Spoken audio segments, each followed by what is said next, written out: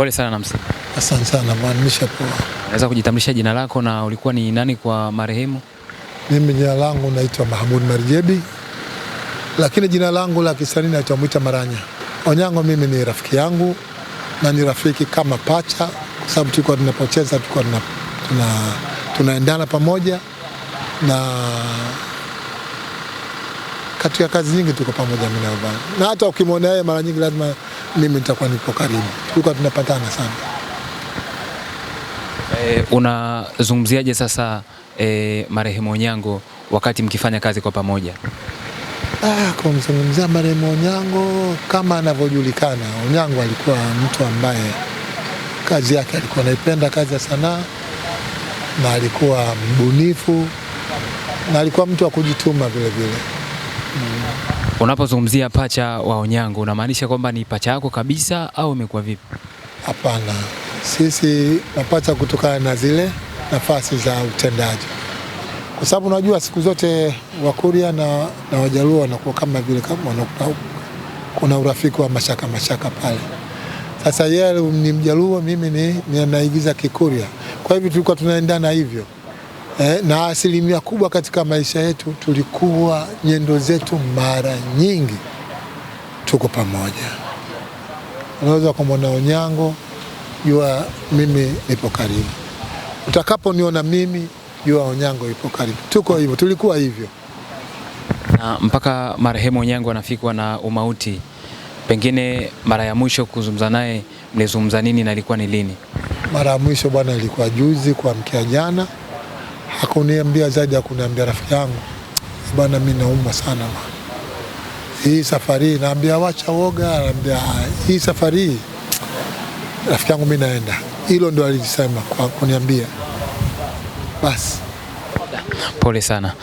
Pengine katika kazi yenu ya uchekeshaji pamoja na uigizaji, kuna watu waliwahi kuwafananisha kwamba kati ya wewe na Onyango kuna mtu labda anamzidi mwenzake. Hii uliipokeaje? Kwa sisi tulikuwa ni faraja sana, kwa sababu sisi tulikuwa tunapenda tu kusikia.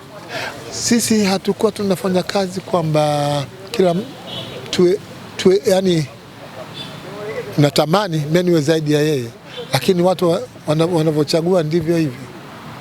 Lakini mara nyingi watu wakimwona Onyango wanajua kiwepo na Mwita mambo yanakuwa mazuri, ndio hivyo tu. Kama ambavyo umesema mmekuwa pacha wake, pengine kuna baadhi ya maisha mengine nje ya kazi mlikuwa mkiyafanya. Alikuwa ni mtu wa aina gani marehemu Onyango? Onyango alikuwa mtu mmoja mcheshi. Alikuwa mkikaa naye lazima jokes zitatoka nyingi, mazungumzo hivi. Alikuwa mtu mpenda watu, na watu walikuwa wanampenda kwa sababu kana Onyango uweze kukaa masaa yote umenuna, utacheka tu. Atatafuta jambo lolote liatala kutengeneza limradi tu maisha yaende. Ni kitu gani ambacho utakikumbuka sana kutoka kwa rafiki yako mzee Onyango ambaye sasa ametutoka?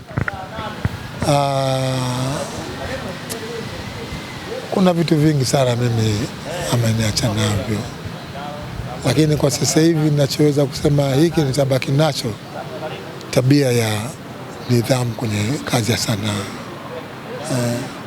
Naambia bwana, sanaa inataka nidhamu. Usijaribu kwenda miko mingi aliniambia, lakini yote inakamatwa na kitu kinachoitwa nini? Nidhamu. Katika mazingira yenu ya kazi, kuna mazingira yoyote yaliwahi kutokea kwamba labda kama mmoja wenu akitangulia kuondoka, kipi kitatokea? Tulikuwa tunajua kwamba kwa sababu tulikuwa na mwenzetu mmoja anaitwa Bashiri Mpemba, yule ametangulia, tukabaki sisi wawili na mwenzangu Onyango. Tulikuwa na tabia kuniambia, wewe rafiki yangu, wewe mimi naona utatangulia kila siku. Na sababu mimi nilianza kuumwa, nikalazwa hospitali, nikafanywa upasuaji. Lakini nilipotoka alikuwa tatu kukutana kwenye kipindi hivi, ananiangalia afanambia, wewe Mwita rafiki yangu zinahesabika siku. Alikuwa ananiambia hivyo kiutani. Lakini alafu wewe ukawa unamjibu vipi? Mimi nilichokuwa namjibu, naambia tutaona. Wewe unataka nikujimjibu nini? Naambia tutaona tu, mimi naenda natangulia. Ni hivyo tu. Sawa, shukrani sana. Lakini kumekuwepo na kama katabia fulani hivi, baadhi ya wasanii hususani wa kizazi kipya wa tasnia mbalimbali za burudani, uigizaji, sanaa kadhaa, wamekuwa hawapendi sana kujitokeza katika shughuli za misiba kama hivi.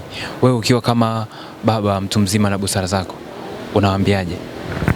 Hilo lipo, lakini si vizuri. Unajua lakini sasa hivi naona kama kidogo inaanza kubadilika kwenye wasanii kwenye misiba wanatokea. Lakini vizuri kutokea kwa sababu mnaonana na mnajuana.